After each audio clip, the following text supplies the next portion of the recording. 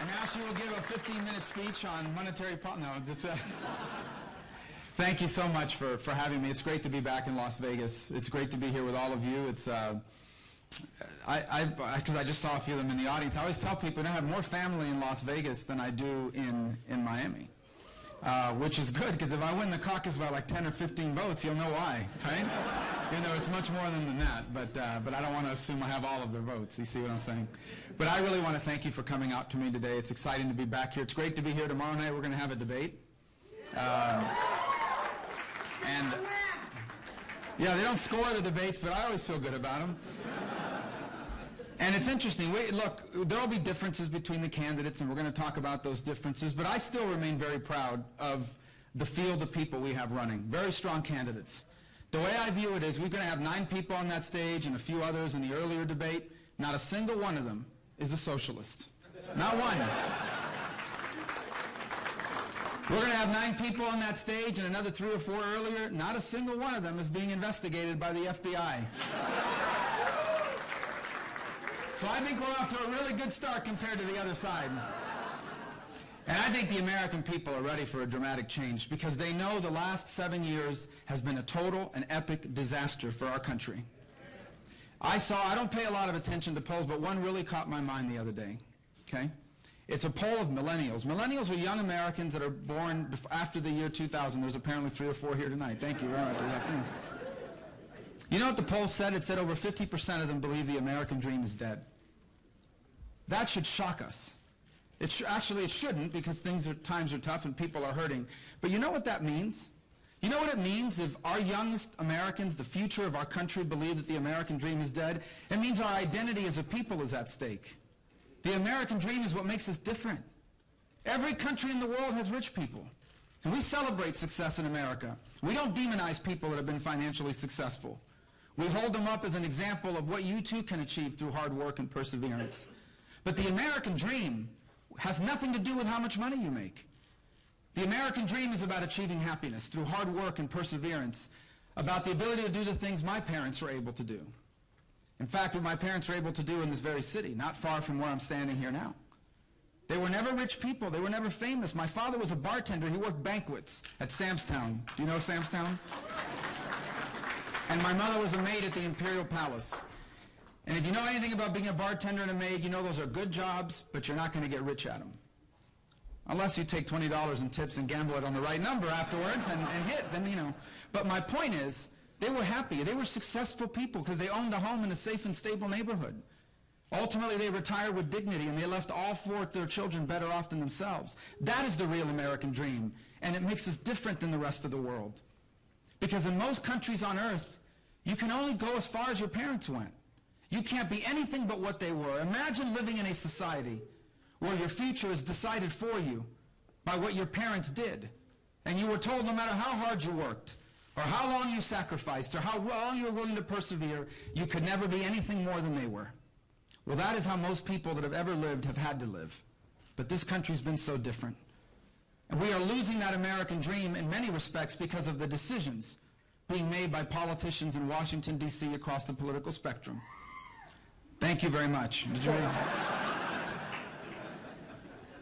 Decisions that make us, for example, globally uncompetitive. The president just signed this unfunny joke of a climate deal. You know what let me tell you what this deal does. Number one, he says we're going to cut emissions to a certain level, but he won't tell anybody how. Which just tells you we're going to head to more of the big government policies that have already made energy more expensive and life in America more expensive. Here's the most outrageous part of it that should really bother you. You, the American taxpayer, are going to have to come up with more tax money, billions of dollars, to send to other countries to help them comply with the deal. Developing countries. Well, China considers themselves to be a developing country. The American taxpayer is going to send billions of dollars to help China? To help China with its environmental issues or whatever it might be that they want to do with carbon emissions? This is a ridiculous deal. Here's the other part of it. China signed and committed to lowering carbon to a certain level by a certain date. And the newspapers, some of them say, what an incredible and historic deal. Like if China ever keeps the deals they sign, right? You know they keep them all. But here's the catch. They are going to keep that deal so long as it doesn't hurt their ability to grow their economy. Well, guess what? It's going to hurt their ability to grow their economy, which means they're not going to do it. This kind of unilateral disarmament in our economy is reckless, and it is hurting the American dream. You know what's hurting the American dream? Obamacare, a complete and utter disaster. And I'm very proud of something. Everybody running for president as a Republican is against Obamacare. But I'm the only one running that's ever scored a victory against Obamacare. Last year, we were able to defund a bailout fund that was built into Obamacare. A lot of people didn't even know it was in there. And that saved you, the American taxpayer, $2.5 billion that otherwise would have been used to bail out these insurance companies. We're going to do it again this year, but ultimately the best way to get rid of it is to repeal and replace Obamacare in its entirety. And if it wasn't enough to have the American dream in trouble, our people feel as insecure as they ever have. And there are a lot of reasons to feel insecure. The world has grown increasingly dangerous. You have a radical lunatic in North Korea who governs that country and happens to possess dozens of nuclear weapons. The Chinese are undergoing the most rapid military expansion in human history. Russia, under Vladimir Putin, is sowing instability in Europe and increasingly in the Middle East. A radical Shia cleric in Iran is about to receive $150 billion of sanctions relief, which they're not going to spend on building hospitals and roads and bridges. You know what he's going to spend it on? What they've always spent it on: sponsoring terrorism, and ultimately to build a long-range missile that can reach the United States, and then buy or build a nuclear warhead to put on that missile and hold us hostage. These are all incredible threats to our national security. And on top of that, we face the growing rise of radical jihadists, of radical Islamist jihadists, particularly in the case of ISIS. An apocalyptic group, not just a radical jihadist group, an apocalyptic group, who recruits people to their cause by telling them that you will be joining the army that is going to trigger the final Armageddon in the city of Dabiq in northern Syria. That's how they recruit people. Why is it important to know they're apocalyptic? Because you immediately realize they're not going to go out of business on their own. And they're not going to turn into stockbrokers. And they're not doing this because they're disgruntled or disenchanted or disaffected or unemployed. They are doing this because they are radical jihadists. And they have to be confronted and defeated. And that's why we need to have the strongest military in the world, so we can confront any enemy, anywhere, at any time that threatens our national security. And instead, we are in the midst of the most dramatic defense cuts in a generation, cuts that will leave us with the oldest Air Force we have ever had, and the smallest and oldest Navy we have had in over 100 years. It makes no sense to anyone that at a time when the world is growing more dangerous, our military is growing weaker. Now today, a new report comes out that when people are allowed into the United States, they are not allowed to look at their social media profiles to see what they've been posting on Facebook and Twitter. Yeah. I won't even hire anyone whose social media we don't look at. Imagine letting people into the country without at least looking at their social media, which happens to be where people pledge allegiance to ISIS. Or the fact that on this very day, today, some guy in Maryland was arrested for having pledged, not just pledged to ISIS, but receiving material support from abroad in an effort to carry out plots here at home. The threat we face is significant. It is different than any other threat we've ever faced. They aren't just sending people here from abroad, they are radicalizing Americans. One of the two killers in San Bernardino was an American citizen, born and raised in this country, a health inspector with a newborn child, and all of a sudden left all that behind, became radicalized, and murdered 14 Americans and wounded 20 others. This is a real threat. And so last Sunday, the President spoke to the nation in an effort to calm us and make us feel more comfortable. I swear to you, I wish he hadn't spoken at all. Because what he basically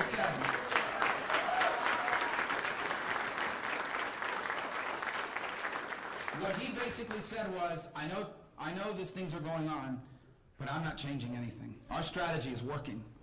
Of course, he also was the one who said that ISIS was contained one day before the Paris attacks. He's also the one who said ISIS was a JV team back in 2014, even as I and others were warning they were not a JV team. They were an offshoot of Al-Qaeda, even better funded and better equipped than Al-Qaeda ever was.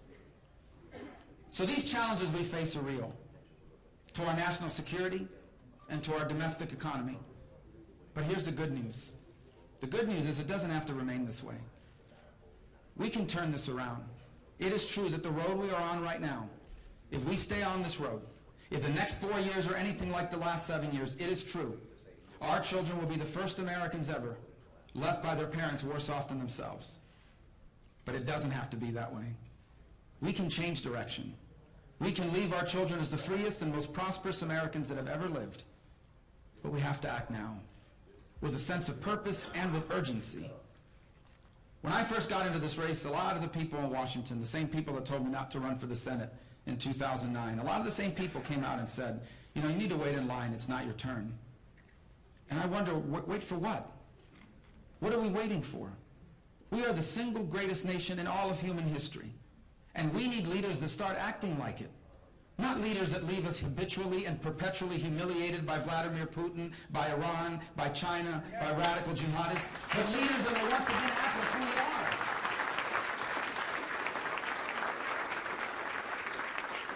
We need leaders that stop trying to make us more like other countries and start acting like America again.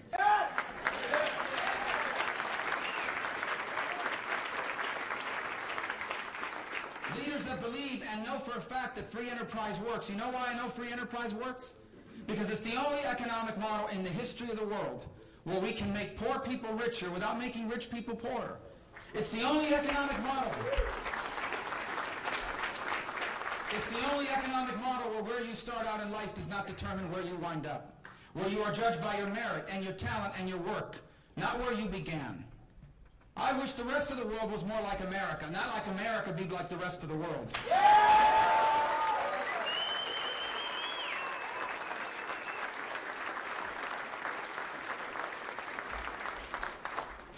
We have been blessed, every single one of us. What an extraordinary blessing it is to have been born, in my case, born and raised a citizen of the greatest nation in the history of all mankind. And it's appropriate to say that here in Las Vegas. Because you see, just a few miles from where I stand right now, as a young child, I spent countless hours on the porch of our home in North Las Vegas. To be precise, 3104 East Lava Avenue, Las Vegas, Nevada, 89101. I pity the person that lives there now, because I used to sit on the porch with my grandfather. He would smoke 3 cigars a day, lived to be 84. And we would talk about all sorts of things. About what it was like for him growing up, about baseball, he loved baseball, about history. But interwoven in all the things we talked about was a very precise message, and here's what it was. You're going to get a chance to do all kinds of things I never did. You're going to have an opportunity to go as far as your talent and your work will take you. Because you're an American, born and raised in the most exceptional society in the history of all mankind. It reminds all of us how blessed we've been. We are all the beneficiaries of the extraordinary American dream. Who among us is not but a generation or two removed from someone who made our future the purpose of their lives? Who among us is not a generation or two removed from someone who made our lives the very reason why they sacrificed and worked hard and gave it up? Maybe that was what your grandparents did for your parents. Maybe that's what your parents did for you. Or maybe it's you doing it for your children now. Whether or not we remain a special country will largely be determined by whether we are a country where that is still possible. Whether we are still a country where hard work and perseverance and talent and merit, that is what moves you ahead, not political connections, or not what your family did before you. And so in the end, this election is not just a choice between Republicans and Democrats, or between names on a ballot. This election is a generational choice about our identity as a nation and as a people. And if we are willing to do what needs to be done in this election, our nation won't just be great, it can be greater than it's ever been. The American dream won't just survive, it'll reach more people. It'll change more lives than ever before. And the 21st century doesn't have to be just as good as the 20th century. It can be better. It can be a new American century that is fully within our reach. But only if we act now. And that's why I chose to run for president. That's why I ignored the voices in the Republican establishment in 2009 when they told me it wasn't my turn to run for the Senate. And that's why I ignored them now when they said it wasn't my turn to run for president.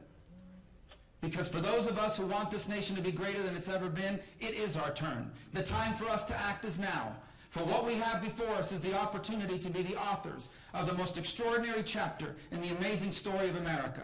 And that's why I hope that I can earn your vote in these caucuses, so that together you and I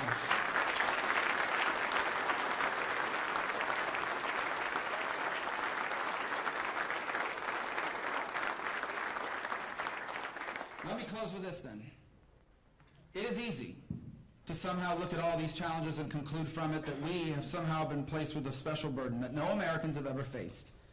That would not be an accurate assessment of our history as a nation or as a people.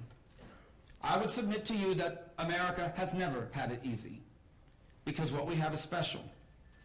And anything that is special is hard to make and hard to keep. This nation was founded in a special principle. The idea that all men are created equal because their Creator gave them the right to life and to liberty and to the pursuit of happiness, that right didn't come from your king or from your laws, it comes from your Creator. That idea that founded our nation required us to declare independence from the most powerful empire in the world. That was hard. Not long after that, this nation was embroiled in a civil war that almost ended the young country. That was hard. Not long after that, this nation found itself in a great world war. They called it the war to end all wars. It was so bloody, so brutal. People thought there'd never be another war again. That was hard. Not long after that, this nation confronted a Great Depression, a traumatic economic experience. That was hard. Not long after the Great Depression, this nation was in a Second World War, even more brutal than the First World War. Not long after that, this nation immediately found itself in a long and dangerous Cold War that threatened the very existence of life on this planet. The 1960s were a difficult time for America. We were divided generationally over Vietnam and regionally over civil rights. The 70s saw the resignation of a president in scandal, long gas lines, hostages held in Iran, and we could do nothing about it. We have always faced great challenges. Ours has never been the story of a people that had it easy. Ours has always been the story of a people that faced great challenges and in each generation confronted them and solved them. And because of that, ours has always been the story where each generation did what they needed to do and left the next better off than themselves. Now the time has come for us to do our part. Now the time has come for this generation to do its part. Now the time has come for us to come together and do what we must do so that we leave for our children what our parents left for us, the single greatest nation in the history of all mankind. Let's go do it. Thank you very much.